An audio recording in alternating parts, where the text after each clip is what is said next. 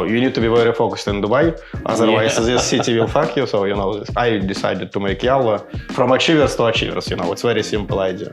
Like a lot of people would just say, hey, it's Saturday, I'm not going to work. But it is 4 days in a month that you can actually utilize. And I think that's when I met you at a networking event, I believe. When I started, my competitor was 95% of market share. It was like Xerox. What is our capability statement? So I think when you are aware of the capability and you believe in your product, then I think the competition doesn't really matter. When I started Yalla, I have checked all competitors.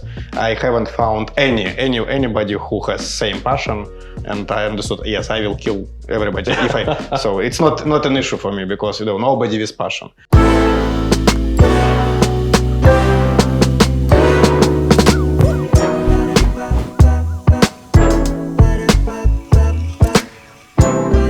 We have an amazing guest with us today, and I'm excited and I'm humbled to actually have Leo Dovbenko with us today. So thank you for taking out the time. I would first, do a few rounds of introductions.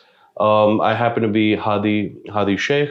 I'm one of the managing partners with TekRevol and principal product strategist.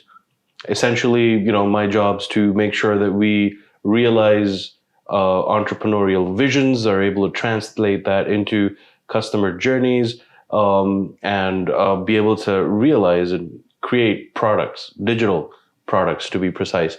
And I believe Leo here does not require any introductions, but it is definitely due. I must introduce him.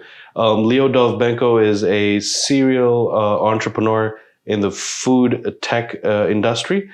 And what actually caught our attention and why we wanted to have him here today was because he was able to set up a digital product in 47 days.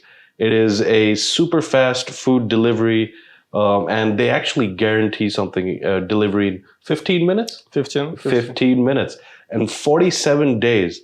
Now, why does that resonate with us is we think of a minimum viable product in about 60 to 80 days. 47 days, he has beat us to it, and definitely, a source of inspiration. So yeah, I'd love for you to basically speak to our audience and tell them about your story. So my name is Leo. From which point I need to start? No, well, you could, I believe you started your journey back in 2003. And what's inspirational, guys, is that you started off as a waiter. Yeah, I was working as a waiter in actually a very, very luxury restaurant. It was my first serious job. Before waiter, I was also working in some places, but it was like first serious job. So then I shifted to barman, then I became bar manager, then CEO of restaurants, then CEO of group of restaurants. Yeah, and then I have opened my first own restaurant. Yeah, when was that time where you decided I'm going to open up Light Cafe? I think it was 2007. Yeah, we have opened it in 2007, but we spent 1.5 years to open it. Mm-hmm. So from day one till first sale, 1.5 years passed. So right. Because we did not have any experience, we were very young, obviously, and spent too many time on each stage. So in 2006 we started building it. Wow. And then you went on to opening an open bar, a legendary open bar. You partnered in for a restaurant automation company. Actually, yeah. So after this restaurant, we opened open bar. Yeah, it was quite huge summer bar. 2,000 people visited us every day. So it was really very, very huge business. That's an amazing footfall. Yes, and and then we were managing several restaurants. Some were our, some were not our restaurants, and we decided to automate them. So we digitized our own restaurants. And then our friends asked to automate them, so we sold it to them. Okay. Then another friends came, told, hey guys, we also want such kind of digitalization. we also did. And then out of it, we decided why not to create an IT company which will supply restaurants with IT. All right. Yeah, and out of this idea, totally I have built 12 companies. So we are market leaders in our parent homeland. 40% of market works with us. And like 12 companies is different products or services for restaurants. All right. So that is why, I think I introduced yourself as being a serial entrepreneur within the food tech industry. And I think what you called it was the street market. Or was that another venture? No, street market. It was. I'm sorry, I'm losing track. I mean, I think you've been able to set up about 18 different companies. Yalla Market, it's my 17th one. The 17th, okay. Yeah, street market actually it is chain of cafe shops and small groceries, offline chain. Something like small Zoom, in Dubai. A small Zoom. Yeah. So we have 6 stores. I actually joined the project as I can say first investor and help them also with digitalization, with scaling, with selling franchise and so on. Yeah, so but it's like actually first version of Yalla Market because we built very unique grocery concept where we under one roof we are selling coffee, different drinks, different ready meals together with grocery assortment. And we achieved very good margin, very good, EBITDA at such kind of business where when we merge grocery and restaurant together. So something unique happens, and so out of this idea, actually, then I built Yalla Market here. Right. So it was 2018 when you got into the Middle Eastern market. Yeah. So I was thinking. So we became company number 1, in our region, group of company, and I was thinking like where to scale next. I visited USA, London, Australia.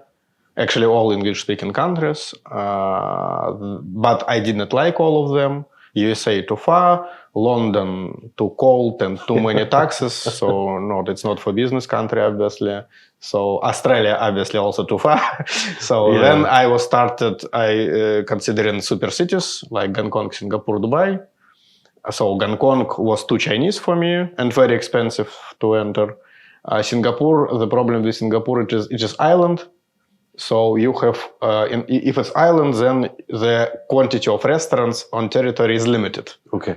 So it can grow in 10 times and 20 times. And then I came to Dubai and saw, it is desert, they're building. So it means it's like whatever sand they have, it will be full of restaurants and skyscrapers once upon a time. Absolutely. So market is emerging. And also my wife liked Dubai actually. So that's how Dubai was chosen. Yeah, and we landed here in 2018 with ICO Middle East project. Currently, it is player number 2 in the segment. ICO, could you tell us a little bit more, and then we could focus on Yalla? ICO is actually main business of my IT past. So it's all-in-one POS system for restaurants. So which unites in one platform, all IT needs of restaurant, from online sales to HR, payroll, finance, storehouse management, and so on. So like we can say it's complete ERP system for restaurants, like SAP for restaurants. SAP for restaurants. But for $100 per month. $100 per month. I mean, and I think that was the need for the market. Like not a lot can actually afford these, not a lot of restaurants can actually. So what was that deciding factor where you said, hey, I want to get out of my comfort zone. I want to be able to. Was it getting out of the comfort zone? Was it a bigger purpose? Like which exactly moment? Like when you decided to become a rebel, when you decided to launch these businesses, like. Actually, like when I was switching from restaurant to IT for restaurant, the situation in the market was that market was overcrowded with companies with 20 years experience. But they were, very, very IT guy. So they did not understand the business, but they were very, and they looked like, old IT guys. So it was awful. Okay. And I told them, guys, I am from restaurants. I know what do we need, so I can do better. And we did. So actually, we fucked up everybody. So it became company number 1, despite we had zero experience. So we started from scratch, from zero, with zero investments. So all these businesses grew up without investments. No, I see, and it's really inspiring because from the food industry and then merging that with tech. And then, that innovation, that spark, I feel like that's where you conceived or you thought of Yalla Market to fuse groceries with food. It's actually, yeah, so Street Market was, like we can say MVP of Yalla Market. But yeah, so all my life I was building in IT companies, I was building IT for the guys who did business, who are making business. Like, for example, Papa John's in 12 countries. Actually, all IT they have, it's powered by me, by my teams, by my companies. So, yeah, and like building tools for those who do end business, which is very impressive. But, so then finally I decided, okay, what if I will do business? Yeah. So that's how I came to Yalla.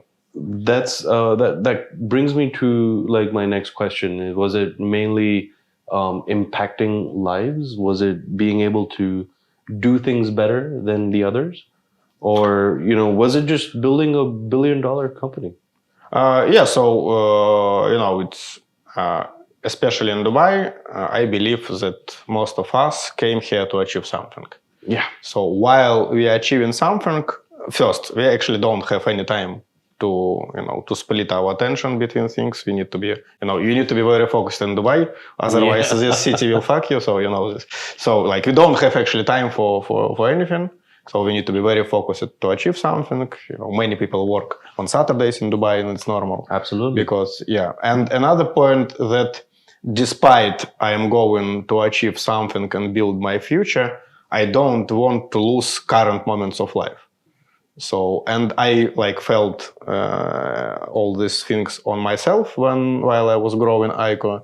So, and I thought, okay, so if I could have a service which can deliver whatever I need in 15 minutes, and so it will help me to save my time and at the same time, help to enjoy, like having croissant and coffee teleported once I need it. So that will be great for me. So I decided to make Yalla from achievers to achievers. It's a very simple idea. And actually, right now, most of our customers are entrepreneurs, founders, CEOs, so such kind of guys. Amazing, and that's how you resonate with them. Amazing. So when it came to that's your entrepreneurial journey. Like you decided to get out of that comfort zone. I think I'm really getting it, and I would like to agree that people work on Saturday. I realized this when we started scaling TekRevol and when we had to just set camp in Dubai as a beachhead, I noticed that Saturdays were really crucial. A lot of people would just say, hey, it's Saturday, I'm not going to work. But it is 4 days in a month that you can actually utilize. And I think that's when I met you at a networking event, I believe. It was a Saturday. Yeah. And I mean, take notes, guys, because Saturday is definitely essential. Even if you work about maybe 4 to 5 hours on a Saturday, I mean, that really comes in handy. Moving on to the fact, when you arrived in Dubai in 2018, yes, you saw the opportunity. The opportunity landscape was huge, basically in Dubai. But that also means that there was a lot of competition thriving. I believe by that time, to name a few, can I name a few competitors? I guess, InstaShop had pretty much set it up. They were doing groceries. You mean competitors of Yalla Market or competitors of ICO? Both, actually. Both. Actually, in IT, competition was quite simple for me because in past I used to have competition with player who has 95% of market share. When I started, my competitor was 95% of market share. It was like Xerox. So you can't, sell anything which is not named Xerox because, people used to use it. So in 10 years we did, disruption. So right now we have maybe 60% of market, they have 40, and they're dying. When I came to Dubai, I had 120 competitors, and largest of them had, 3% of market share. So you would say competition is a good thing? It's a very simple competition when you have 100 competitors, but all of them are very small. So it's very simple competition. Okay. So and that's why we very rapidly we became company number 2. our market share here right now is 11%. So like in Yalla Market, obviously it's different because so our competitors here, it's like Talabat, Noon, Karim, so quite big guys, absolutely. It's a great honor to win them, obviously, because of that. Because it was easy for me to kill small competitors before that. So right now it's another game. Right. But at the same time, more. I think my main competitor as an ICO, main competitor of ICO is actually Excel. So restaurant owners switch from Excel to ERP. So and here the same. So main competitor is habit to visit shops by legs. So this is actually the main competitor. So. Yeah, once we will transform people fully to online, then some competition between online players will become very hard. I mean, that's great. I mean, because a lot of people, when we're talking about ideas, either they say, hey, it's probably the one and only idea that it doesn't exist in the market. And the opportunity landscape is huge because it doesn't exist. But I also feel like if there is competition, that kind of validates the idea itself. I mean, the idea is validated. You have competition, and then the only thing comes down to is your USP and how you can innovate or either disrupt. Like where exactly you can solve that problem and take it forward. And also, this reminds me of you have been in that industry for over, I would say 10 years, a decade. And I think that people not only look for a product market fit, but an entrepreneur actually focuses a little bit more on the product business fit, where you ask yourself the question, how can we win at this? Or what is our capability statement? So I think when you are aware of the capability, and you believe in your product, then I think the competition doesn't really matter. Yeah, I believe it is founder market fit. Founder market fit. If founder love what he does, so he will win any competition because it's always like that. So if somebody loves something, you can't win him. It's impossible. Better to avoid and come to another niche. So I mean, you would say like follow your passion, basically. Find your passion. Yeah, and afraid if you have somebody with passion inside your niche. So that's why when I started Yalla, I have checked all competitors. I haven't found anybody who has same passion, and I understood. Yes, I will kill everybody if I. So it's not an issue for me because nobody with passion. But in some things in Dubai, in the restaurant business, many people with passion. So you can't win them. You can spend all your life trying to sustain, but it's impossible. So it must have been like interesting to identify your partner ecosystem, because it's apart from competition. Like, were you able to partner up with any obvious competitors? So yeah, when we started, actually, most of our investors, they're thinking that guys, how you are going to compete with InstaShop and with all other platforms like Deliveroo and so on. So, and finally we found the way. We started listing to these platforms. As Yalla Market, it is vertical retail brand with super fast delivery. And actually right now, so far, we are the only one company who are able to deliver items in 15 minutes in 20 locations. Wow. So Noon started something in 2 locations. Karim has 2 locations. So we are actually the largest company who are able to do it, in sustainable way. So, and we list Yalla Market on InstaShop and growing very fast inside InstaShop because InstaShop customers also want to have super fast delivery. Same with Deliveroo, with Talabat, with Now. So platforms became our actually lead generators, our partners. Okay. And that's cool. And still, main competitor is still here, it's offline retail. And habit of visiting this offline retail. Great. Yeah. I want to pick your brain on where the food industry or the food and beverage industry is leading towards. Like, how do you see it in the next 5 years? I think, food is very important because and faster we live, more important food is, because once again, it's about, small and short moments to treat ourselves.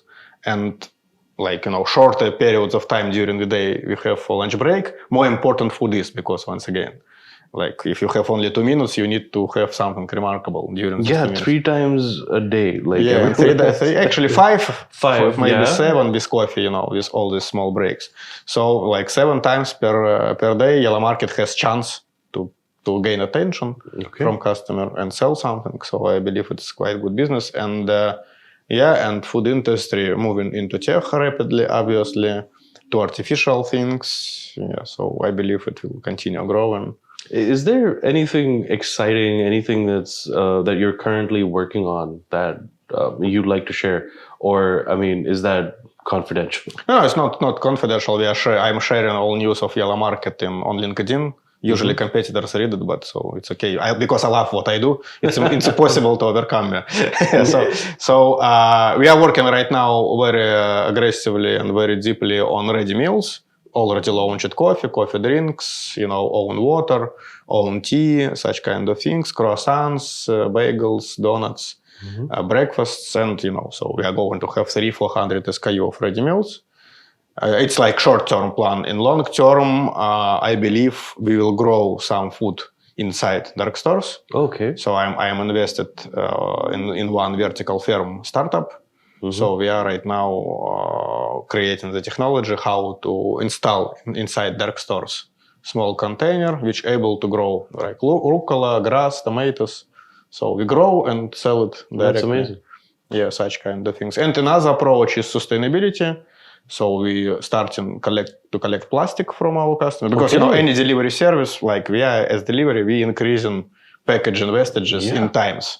So we were thinking what to do with it, and we decided, so what if we will collect it back and then utilize? So we started doing it, and right now we are building a production facility, and we will produce out of these plastic bottles, we will produce furniture, like tables, chairs. It will be obviously, street furniture, not for internal usage, but, you can buy and put it, somewhere on the street. So that's amazing. I mean, considering So we found the technology how to make out of plastic bottles chair. All right. For garden. That's amazing. And it's very good chair, very qualitative and so on.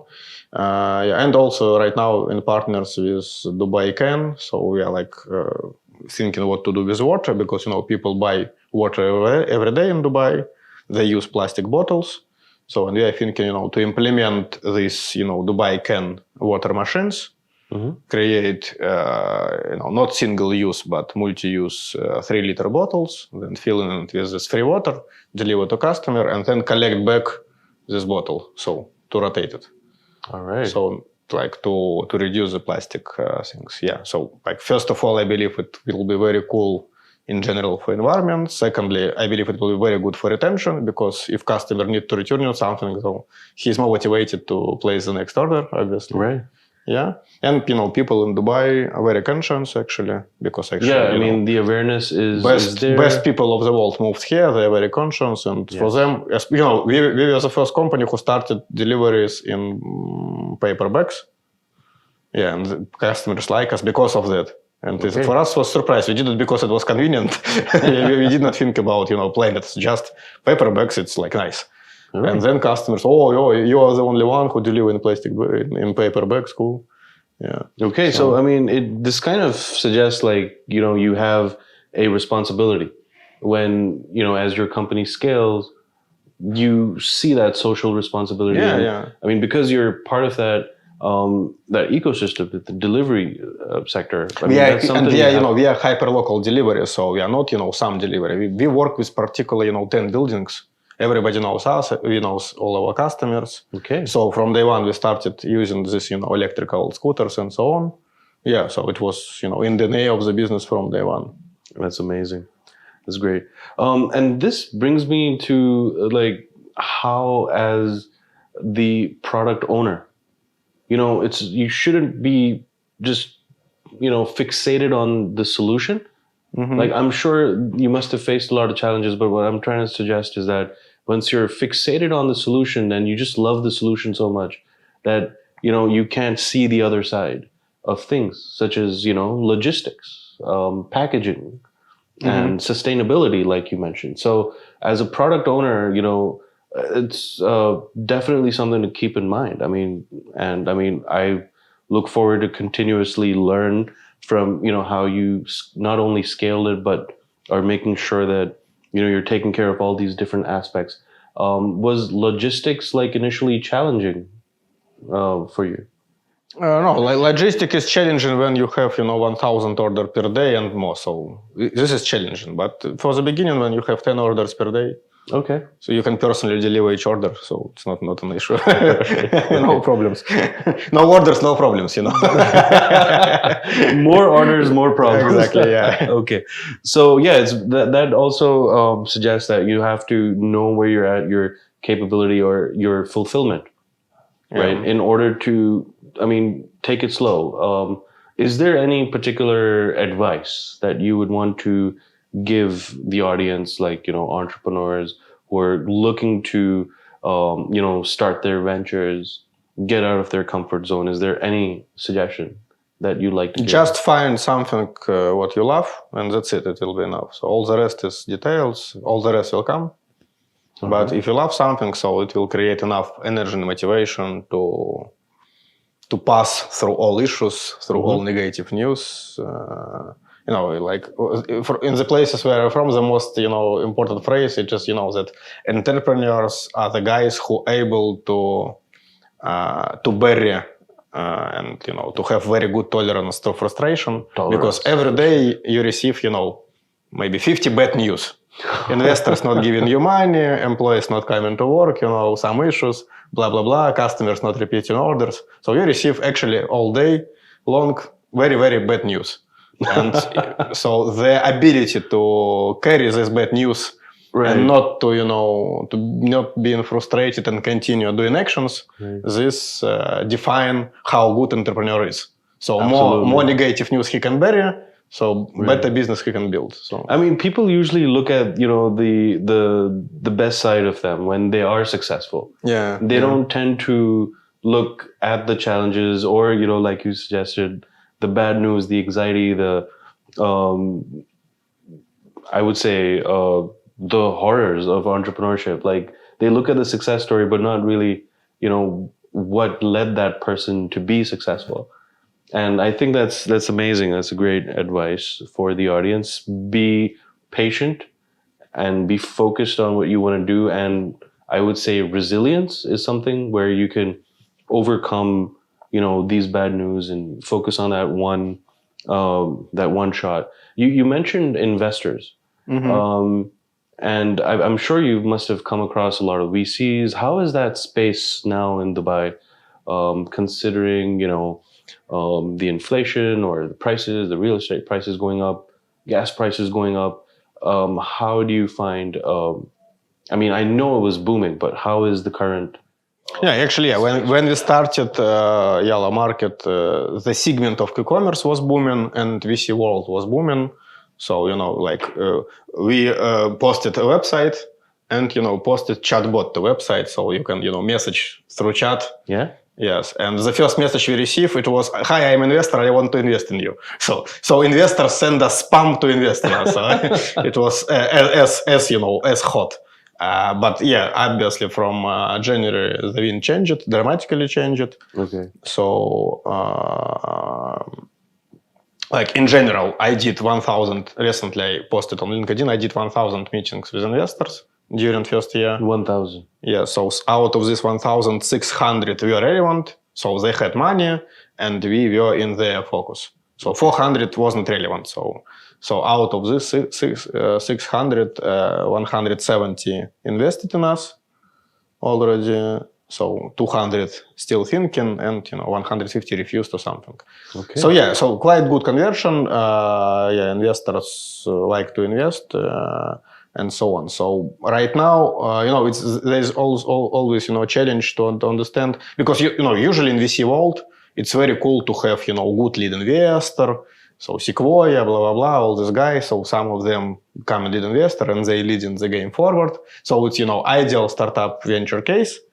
So I believe such kind of cases are in past, because most of VCs actually they are not investing right now. They're just speaking, talking, but they are scared to make any decisions. in such kind of environment. So obviously it will be changed, maybe in September, maybe in October, because still they have funds and they need to deploy it. So they can't, freeze for a long time. But right now, so they're just talking and nobody making any decisions. So I believe it's a trap for entrepreneurs right now. Starting even chasing them because it's just wasting of time. That's great advice. I mean, I think probably starting from the smallest circle, friends and family, and then being able to go to these angel investors. I mean, guys, you heard it, like 47 days, a full blown product. I think all it takes is a minimum viable product to be able to reach out to these angel investors. Actually, first money I raised, when we started Yalla, first money I raised like after 7 days. So I just made the stories on Instagram that, guys, I'm building Yalla Market, like need money. So yes, and first money came after 1 week. So actually the stories on Instagram, which is the only one thing I had. So I didn't have pitch deck, zero operations, zero employees. So just idea in mind and Instagram. So yeah. In fact, this reminds me, Gary Vee was suggesting, you just told me how you posted this small video on Instagram. Yeah. And how so I think at times, at that particular time, you didn't care what people think, right?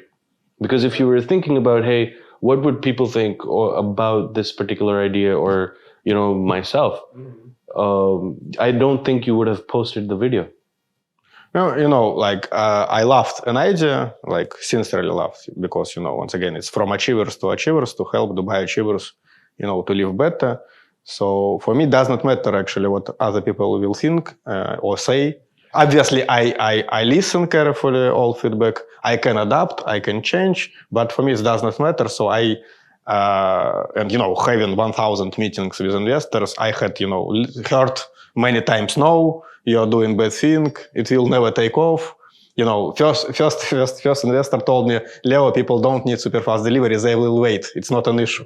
Okay. I mean, he didn't see the problem. Yeah, but I don't, take it personal. Okay, guys, so you think, that it will never take off. Okay, it's your right. So, but it's not about me. It's about himself. So I am dry. I don't never take it personal. That's amazing. So, hey, Leo, I mean, this has been really inspiring. And this is the kind of stuff that we want to continue doing.